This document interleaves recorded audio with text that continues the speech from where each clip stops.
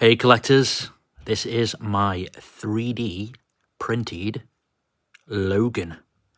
As you can see, this did start off as all grey when it was printed, and then it's been hand painted down to the blood on his clothes, his necklace.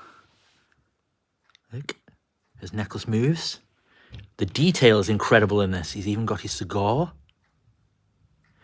And the grass on the rock is actually like furry grass.